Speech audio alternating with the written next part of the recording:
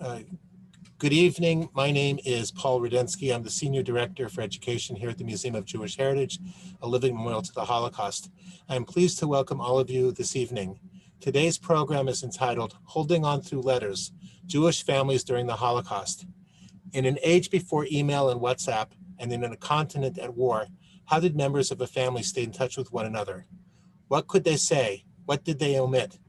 How has the record of this correspondence come down to us, and what can we learn from it? What can it teach our students? We are fortunate in that one of the leading scholars of the Holocaust and a master educator, Professor Debórah Dwork, will lead us through these questions this evening. Let me tell you about Professor Dwork.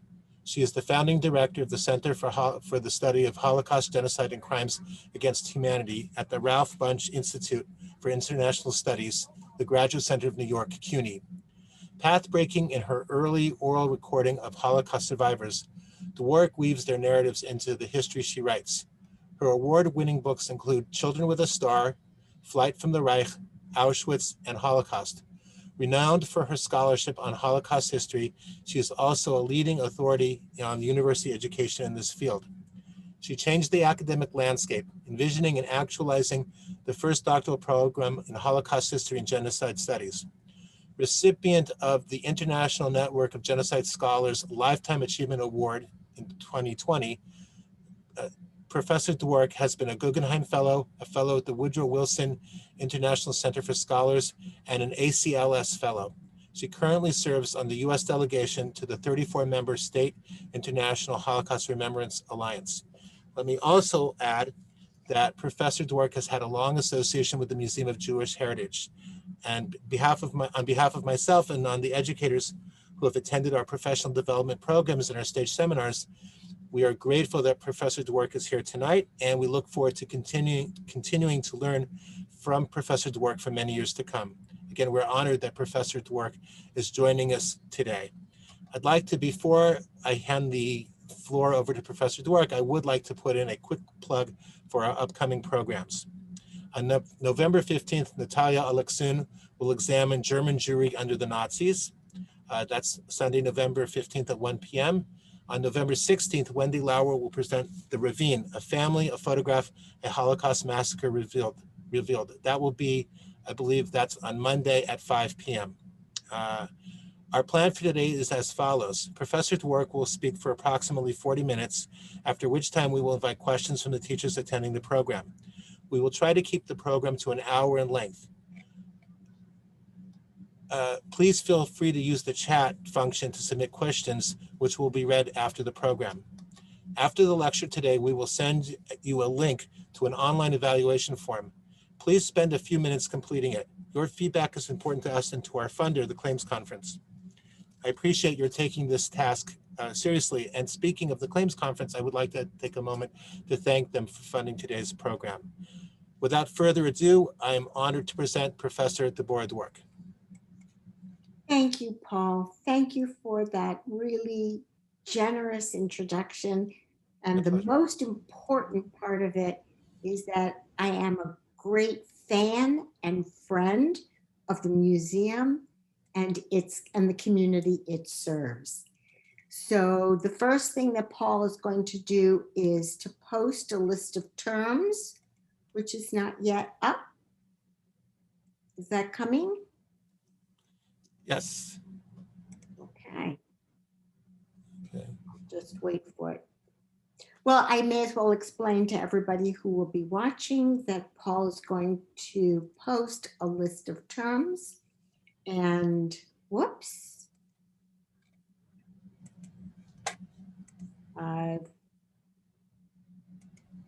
Sorry. I've gone black. Okay. Okay. I will try it again. No, let me. All right, let's try it one more time. Okay, no problem. All right, here we go. And you know what, Paul? Let's skip the list of terms. I should be able to get it. Can you see it? Debórah, can you see it? Let's see what I'm seeing. Hang on.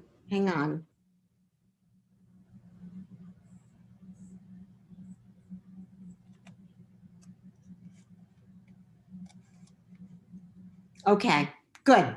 Now I can. Okay, good. I'm sorry, everyone. No problem. So the list of terms, if you can go to that. So from the title to the terms, I just want to ensure that everyone understands that these are simply, the terms are there simply to help you listen as we go along. So if you are like I am and you hear a word you don't know, you'll turn to the person next to you and you will say, "What'd she say?" And the point of having the terms there is to ensure that you will see them and can code them as we go along. And now it's perfect because I see the terms and I hope everyone who is watching does too. And the very first person who's mentioned there is Elizabeth Lutz. So if you see what I'm seeing, then we're great, we're golden, we're going. So let me begin. Some years ago, I was given a collection of over 1,000 letters written by Jewish parents in Greater Germany and children they thought they had sent to safety in France, Belgium, and England. The letters flowed through Elizabeth Lutz, a middle-aged, middle-class Christian lady in neutral Switzerland.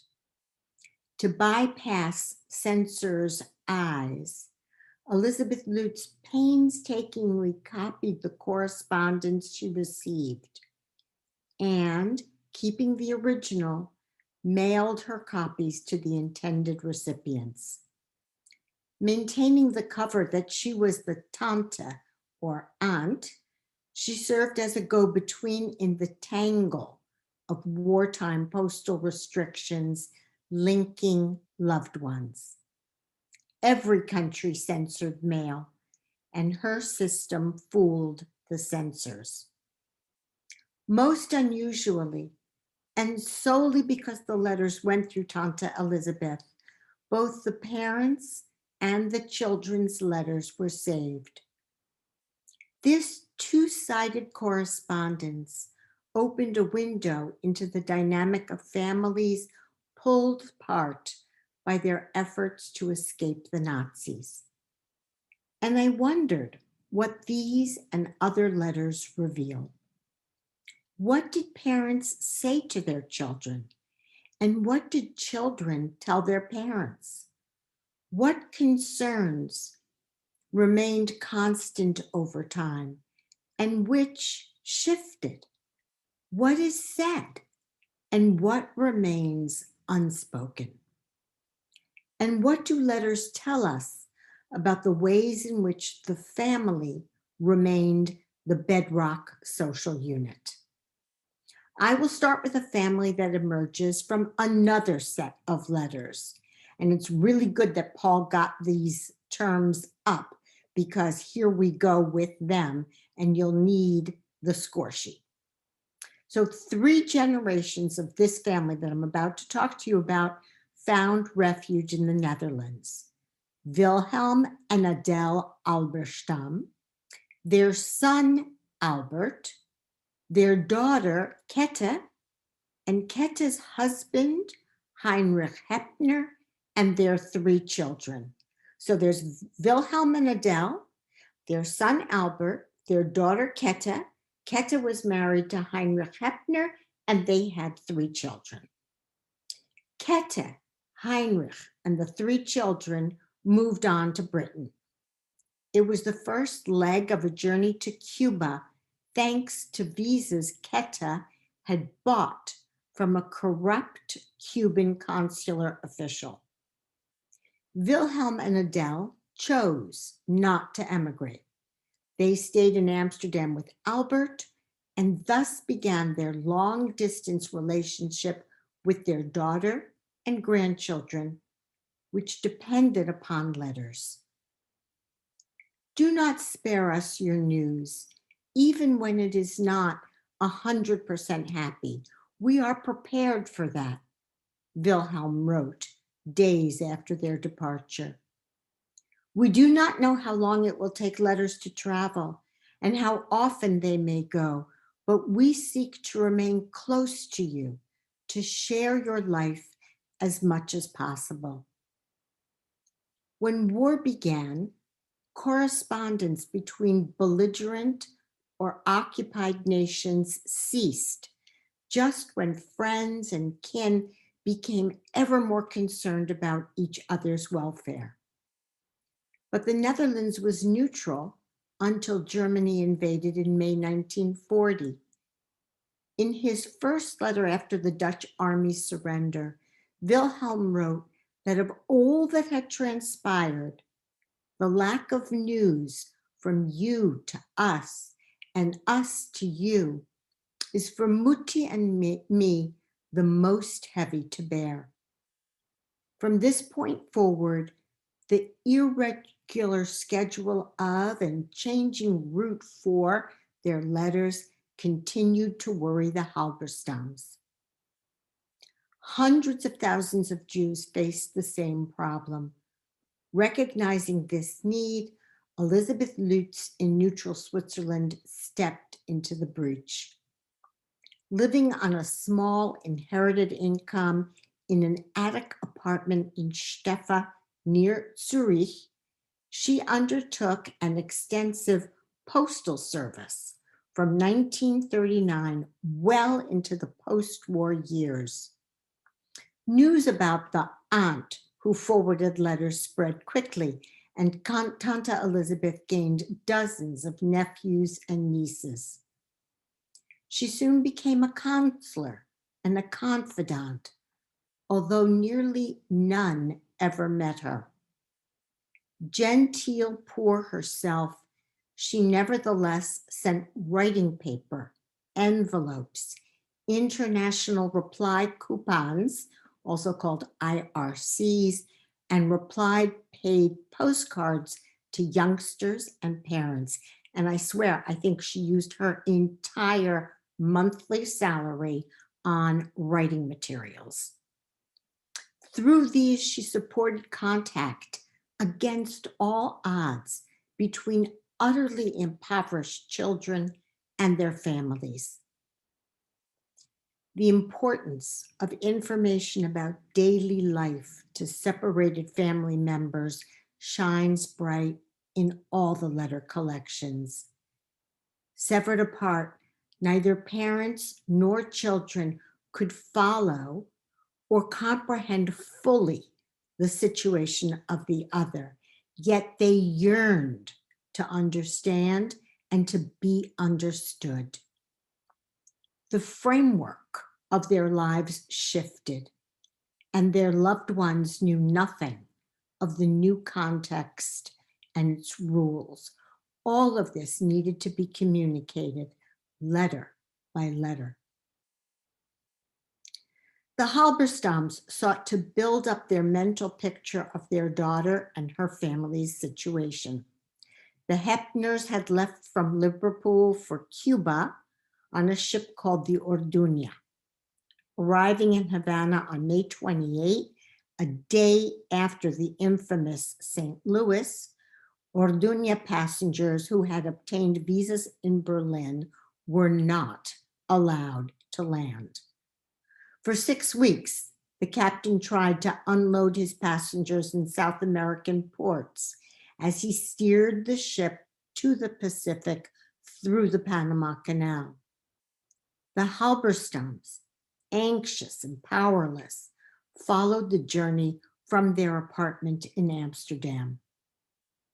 Have you landed in Balboa on orders of the shipping line? Or has Panama offered to take you in? Adele asked her daughter. Is the quarantine site just a way station to a permanent sojourn in the city itself? Or must you move on again the moment Cuba or another country offers to let you in? Begging Keta to write at least once a week, Adele reminded her, I really live from letter to letter. Through a Chilean diplomat the Hepners had met aboard the Orduña, they were allowed to disembark in Valparaiso and to take up residence. Relieved, Wilhelm wrote, "Please instruct us untaught Europeans how the seasons compare to ours and how many hours of the day are light and dark. You are always with us in our thoughts, so we really would like to know. Do you get up early and finish early, or the other way around? What is the main diet? Is the population light or dark?" The Halberstams and Hepners tried to fill in the white spots on their canvas of knowledge. At the same time, fearing loss of contact, separated parents and children wrote repeatedly of their affection for each other. They sought to weave a web of letters to hold each other tightly and to assure each other that, notwithstanding the pressures of their radically changed circumstances, their relationship endured. And each wished to feel reassured. Children pined for their parents just as parents hungered for their children, as the letters that passed through Tante Elizabeth revealed. Eva and Susie Gutmann were among the youngsters who came to France on the Kindertransport in late 1938. Elizabeth established contact between the girls and their parents in February 1940. Evacuated as the Germans approached some months later, the youngsters were sent to a children's home in the mountains run by the Jewish philanthropic organization OZE. Susie promptly wrote a postcard to Elizabeth asking her to tell her parents about the move and to assure them that she was safe. A month later, she wrote asking Elizabeth to tell her parents that, "I think about them," and then this is underlined, "all the time. And I have just one hope, to see them again." Seeking to keep loved ones connected, Tante Elizabeth accrued ever more correspondence. "Please pardon us that we write you without having asked permission to do so," two boys wrote her. "Our names are Adolf and Robert Hess. Adolf is 12 years old and I am 14 years. We live in an OZE home and have been selected for immigration to America. We write to you because we would like to write to our mother and have no other possibility. Please write to our mother that she can write us via you. We must ask our mother for permission to travel to America." Faced with the prospect of departure, they had another request. "Can you also send us a photo of her?" Providing their mother's address in Vienna, their own address, and a photo of themselves, they concluded, "Thank you so much for sending our letter onward. Please answer us." Elizabeth did not disappoint, and those boys were included in that transport to America. Many Jews caught in occupied Europe, as well as those who helped them, resorted to code in correspondence with the outside world. Many more fell silent. A sense that the ever greater dimensions of the tragedy they endured by those who remained behind, could not or must not be entrusted to paper, shadowed each letter. Correspondents struggled with what they should write or say. Communication between refugees abroad and family and friends left behind was burdened by the power of words and thus a desire not to utter them. Out of consideration for you, I do not allow my pen to overflow with what fills my heart. Why should you become as sad as I am? Adele wrote to her daughter Keta. Her self-censorship marked her first step away from communication, an admission that the changing circumstances in the Netherlands challenged the mutual understanding the Halberstams and their daughter had so painstakingly rebuilt after their separation a year previous. As the occupation continued, their trust that they could maintain a common reality collapsed. The parents grew ever more silent about the tightening screws. No mention of the fear the star decree generated, not one word about the humiliation they endured. Ultimately, events overwhelmed silence. Fearing the deportation of their parents, the children who wrote to Tante Elizabeth did not know what to say or how to express their anguish. Norbert Roth wrote to Elizabeth from an Ose children's home. It's now January 1942. He wanted to reach his parents, Richard and Regina Roth, in Bad Freienwalde, although, as he apologized, he did not have any money to buy IRCs. Elizabeth established a connection, none too soon. His parents were about to be deported, he wrote in April. Would Elizabeth mail his letter immediately? Minutes may prevent the arrival of my letter in time, he wrote. And he confessed, I am completely agitated and must control myself in order not to show this to my loved ones. Who knows when or even if I will see them again. Regina and Richard were shipped to the Warsaw Ghetto, where they resumed correspondence with Norbert through Elizabeth. Norbert acknowledged his worries to her, but not to his parents. I recently read a Swiss Jewish newspaper and saw with horror how the people live in Poland. Many thousands starved to death, and many thousands from typhus. In every family, there are victims.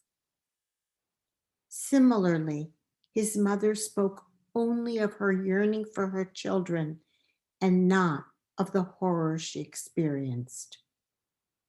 Her last letter, written in November 1942, said not a word about the mass deportations to Treblinka that the Germans had just unleashed on the ghetto.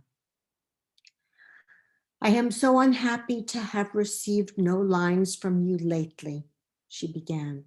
I hope you are healthy, which, thank God, I can report about us as well. We have our 21st wedding anniversary this month. The most beautiful present would be a few lines from you. But by then, Norbert had been arrested and deported to the East. Deportation, death, how all parties wondered to transmit such information.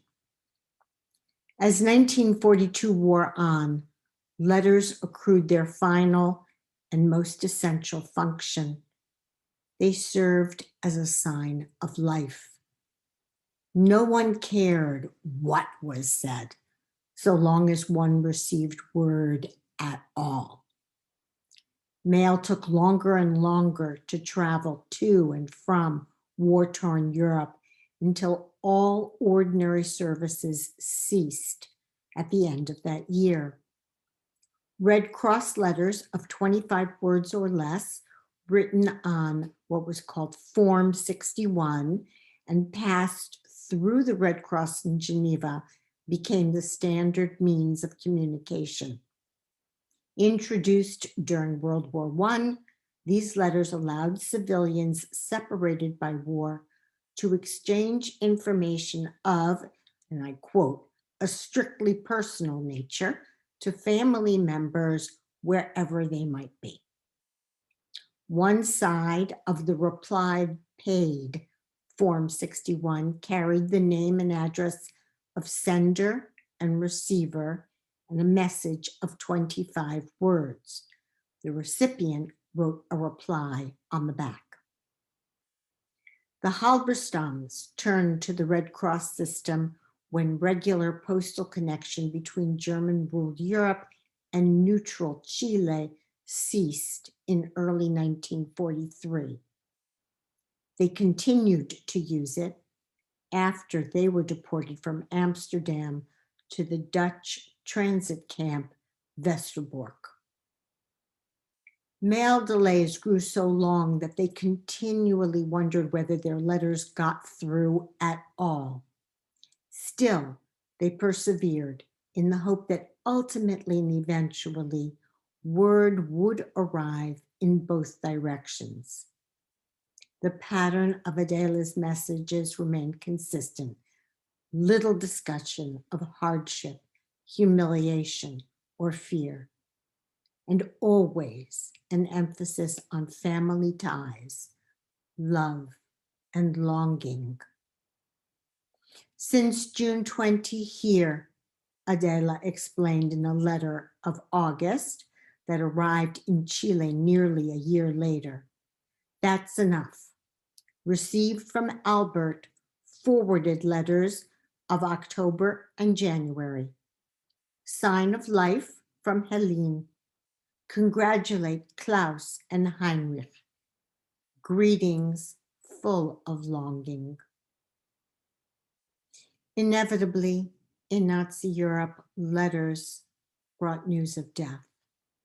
Sometimes, as in Adela's Red Cross letter of October 5, 1943, this message was explicit. Last night, father passed away unexpectedly due heart attack. Albert here since 4 days. Of course, great happiness for me. Inform Fishers. Letter follows. Unspeakably sad. More often, it foreshadowed what the recipient knew then or learned later was the fate of 2/3 of Europe's Jews during the Nazi era. Adele's last letter, dated October 31st, read, Mother and Albert greet wishing very best. Mary also here without child. I function as an automaton, no purpose in life, in love and longing. Adele and Albert were deported to Auschwitz on November 16, 1943. They arrived on the 17th, and Adele was murdered that day. Albert survived until March 31st, 1944. Tante Elizabeth was well aware that death lured. She helped Hannah Ruth Klopstock, one of the children in an Ose home, correspond with her mother Frida and brother Werner in Germany. When Hannah Ruth did not hear from them for some time, she wrote to Elizabeth expressing her yearning for a sign of life from them. Every day I tell myself, today I will certainly receive a letter from Mutti, and still nothing. I do not know what to think about this silence. Maybe the letters have been lost? I hope so. Hannah Ruth's fears were well-founded. By the end of 1942, Frida could not imagine a happy end to the tragedy they lived. She bade farewell to her son Werner, who had been sent to a forced labor camp in Germany, detailed to heavy agricultural work, and wrote to Elizabeth in late December. I foresee nothing good and must hold myself together. Frida thanked Elizabeth for everything she had done and penned a last request. Please help my child, the only one left to me, Hannah Ruth, and console her when this heavy fate will touch me also. Frida was deported to Auschwitz 6 weeks later, in February 1943. It fell to Werner to relate the news to Elizabeth and Hannah Ruth. As you see, I alone must write this letter because, as I just heard, Mutti has not been at home for the past week. Werner followed less than a month later, as Tante Elizabeth soon learned. A postcard she had written to him was returned with the address crossed out and the words in German Zurück and French Retour, parti. Remarkably, this was not the last sign of life from Werner. Could I have the image, please, Paul?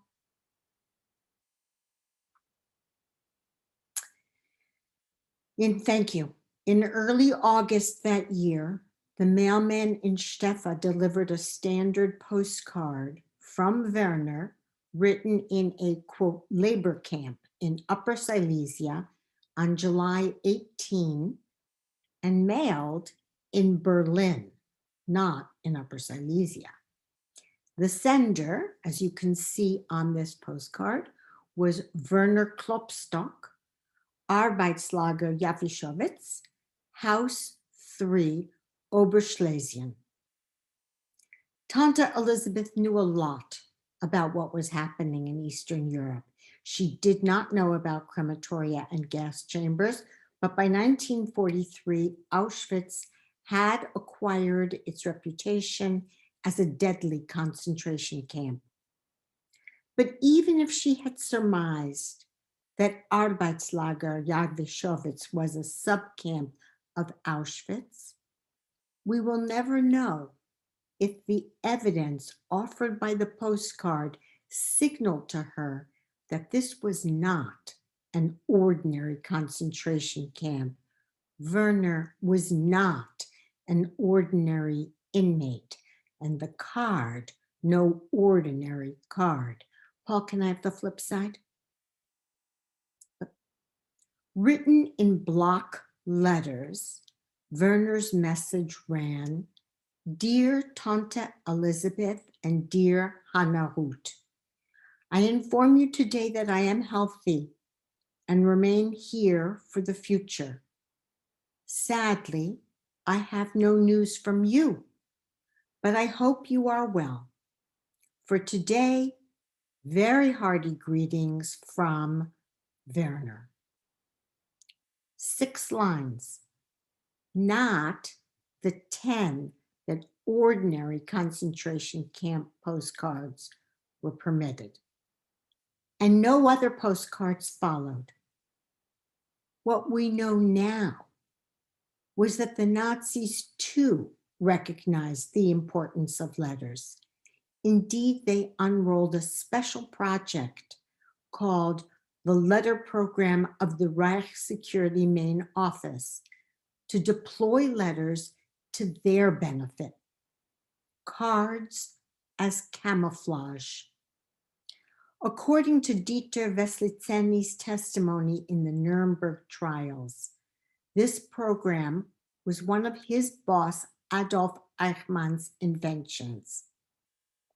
He had thought out a special system of postcards and letters whereby he believed he could mislead the public. The Jews brought to Auschwitz or to other extermination camps were forced, prior to being murdered, to write postcards. These postcards, there were always several for each person, were then mailed at long intervals in order to make it appear as though these persons were still alive.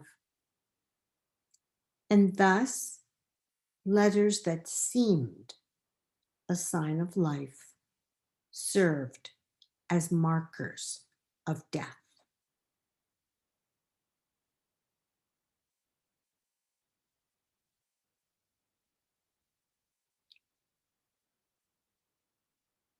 That is the end of my talk to you. And now I would be very grateful if you would speak to me and to each other to think about how you might use this information, letters, correspondence in the classroom. So I leave this to you, Paul. no problem. Thank you. Debórah, thank you so much for a fascinating presentation and an inspiring presentation.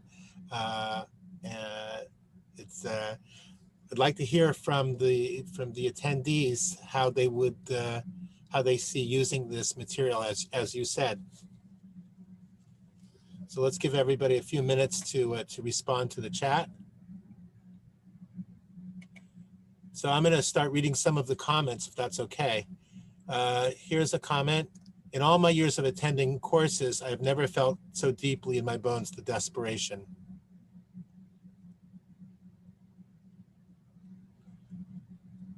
See if we'll have some other comments.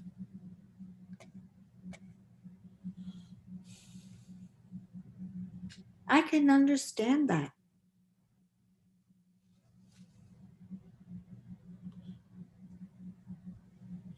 So let me, while we're waiting for the questions to come in. So Elizabeth Luz, how did she, and you may have said this in the beginning and I was working on the PowerPoint, so my apologies, but how was it that she started doing this, started receiving and forwarding these letters? It's not 100% clear because she didn't leave a record of that. But what I've been able to piece together is that she lived next to or nearby, near a camp, that a holding camp for Jews and others who had fled Nazi lands. They had fled into Switzerland.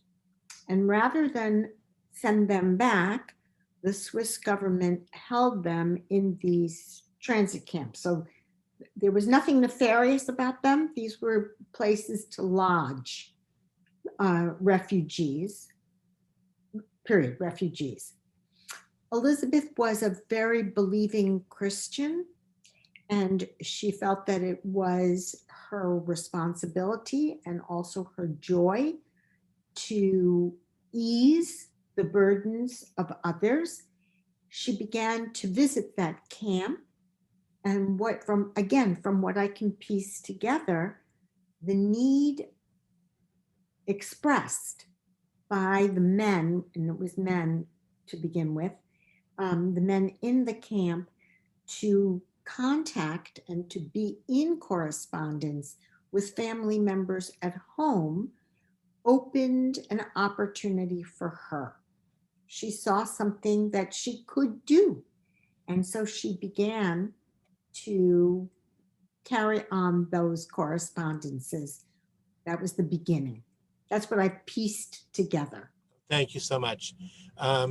Okay, now we do have now we have some questions coming in. I think you may have answered that question already, but how did these parents and children know about Tanta Elizabeth? It was absolutely snowball effect. There was no advertisement anywhere. So Elizabeth, for example, she wrote to the family members of a man who was in that camp. And this is actually what makes me think that this is how she began her work.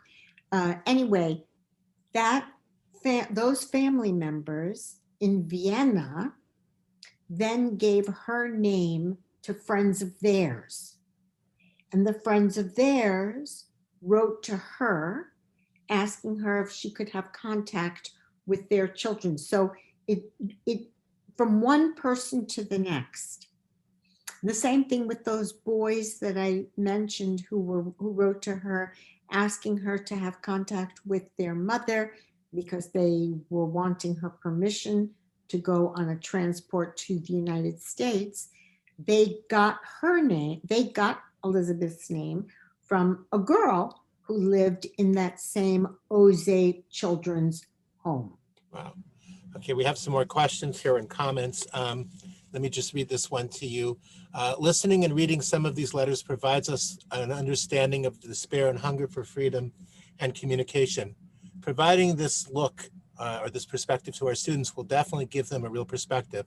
It also provides our students to look at survivors and those who passed away not only as victims but as human beings. I think that's really important. Always to fight against that that anonymity of the victim and to make the victim particular, real. That victim was once a living human being, and it's trying to reconstruct, recreate, reimagine that living human being, which is our job as educators. Absolutely, absolutely. Here's another question. Well, so this is sort of throwing this back at replying.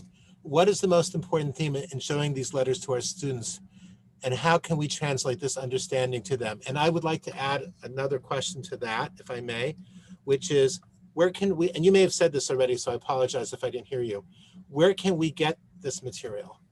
So that the first part is, what's the most important theme and how do we translate that understanding? And the second is, how can we as educators have access to this? Some of these very letters I have written about some of these very letters in Flight from the Reich. So you all are welcome to get that from your local libraries. So that's one piece. And what is the most important theme in showing these letters to our students? For my part, there are many different themes. One is the ways in which families who are torn apart by politically inflicted actions want information, seek information about each other. So the ways in which the family functions, but also I think we can transpose that to the situation of refugees and asylum seekers in our country today. Oh, thank you. Thank you. And I think we have some more questions here. Let me just go and take a look here. Okay. Go ahead. Let me just say this one thing. And this is yet another reason to regret that we are not in person. But I would like to ask the fellow who asked me about what is the most important theme in showing these letters. I would like to turn that question right back to all of you. What do you think is the most important theme? That's a very good point, very good question. Okay, I hope everybody's going to start writing. While you're writing, here's another question. Although Tante Lutz did not rescue Jews as in hiding them, did her efforts qualify her for righteous among the nations? No, her efforts did not qualify her for righteous among the nations because she was in neutral Switzerland. First of all, for a number of different reasons. But one of the most important pieces about righteous among the nations is that the actions had to have been at risk of one's own death. And Tante Elizabeth was in neutral Switzerland. She was never at risk. Wow. Wow. Okay, thank you. And let's take a look here. Oh, here's another question. How was the German writing plan deception uncovered? It was never uncovered. She was never charged with anything. It's not quite clear to me why she copied every letter. I mean, I do understand that she assumed that this would fool the censors. But how the censors wouldn't have become suspicious of somebody writing so many letters doesn't quite make sense to me. And there's an apocryphal story that the postman said to a neighbor, "This woman writes a lot of mail." But we don't know if that's true. Wow. Okay, I see here's another question that just came in. Okay, so so to answer the question that you just posed, the most important theme is the yearning to know about loved ones when they are separated. Also, the tendency of those who are in dire circumstances not to burden their loved ones with their own suffering. I think that's right. Yeah, no, I think so too. I think so too. But I would even argue that it also gives us a kind of a window on what's happening. And as you pointed out, what people say, what they don't say, in itself is kind of telling. Absolutely. Absolutely. That was my impetus for studying these letters and exact. What do people say? What do they want their loved ones to know? What do they hide from their loved ones? So Right. I found it astonishing that the Halberstams don't even mention any anxiety having to do with the Star Decree. Nothing. Right. Although that could have been censored also. Meaning, if they had, it would have been censored. So here is here's another comment. Um, uh, uh, it says, in my family's letters, post-war, money was referred to as lokshin. So I guess this idea of some sort of code, you know. Yes, yes. And many families devised code. Sometimes they did it before, when upon separating. They decided, if I talk about Aunt so-and-so, it means death or whatever. And sometimes they just counted on each other to be able to decode what they were writing. Right. I know that we had a postcard in our core exhibition that talked about going to visit Uncle Mavet, Exactly. Uncle Death. So, which I think is something like that. Okay, I have a couple more comments here. Another theme could be that in adversity, the love of and comfort of family prevails. It is amazing. We hear endless talk about the end of the family, end of the family unit. And yet, what we see is that, in certainly in adversity, I'm sure also in other circumstances, but unfortunately, I mostly study adversity. The family emerges as this bedrock unit. It did then, and it does amongst refugee and asylum seeking families today. Thank you. Here's another theme from the same person who asked that question originally about the themes. A theme can be also can be the openness to who these people were. It builds a bridge between our time and that part of history. It can also open up this idea of choices during the Holocaust. Absolutely. I think those are all really important themes. I agree. Me too. Okay, I'm just wondering if there's any other questions. Ladies and gentlemen, if you have any other questions, now is a good time to post them. So we'll give people another minute if they want to send in one final question. Oh, here comes a long question. Okay.